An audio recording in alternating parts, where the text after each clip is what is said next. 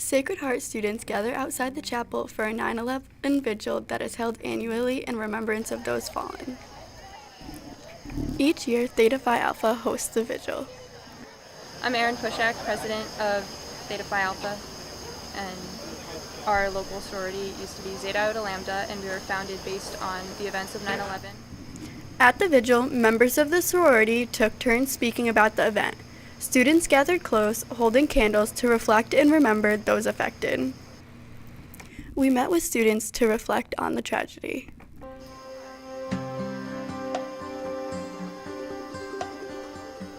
Hi, my name is Lindsay Donati. I'm a sophomore here. I'm from Southington, Connecticut.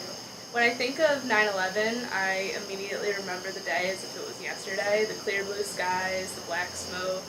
I can recall to you what I was wearing. 12 years ago, I remember being in 4th grade, and my school actually sent me home early, and I actually knew my mom was in the city, and she was supposed to be on the 82nd floor. Now, 12 years later, I remember it like yesterday, being in the 1st grade and watching the TV on and watching the planes crash into the Twin Towers. During 9/11, I was 6 years old, so I was in 1st grade, and I remember, I think the fire alarm went off. Like, I just thought it was a drill. My dad's a cop at the time, and he was working that day. So I came home, and I hear my mom just going ballistic. She had no idea what was going on. She was panicking, and she's just watching the news, and I see these 2 buildings like on fire. So my mom rushed me home, and I was like, what's going on? And she's like, bad man just attacked the America. And so she rushed me to my grandparents' house, turned on the TV, and the news came on, and it said America was under attack.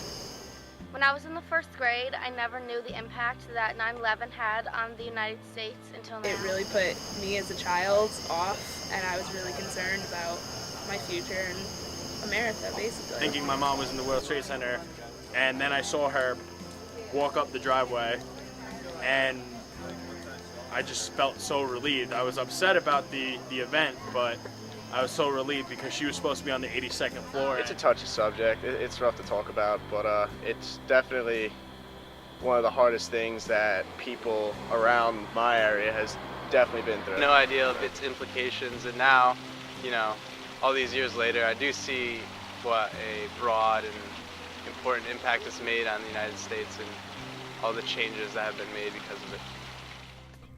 After 12 years, reflecting on the memories keeps the tragedy close to our hearts. For years to come, the vigil gives us a time to do so. Reporting for The Pulse, this is Allie D'Amico.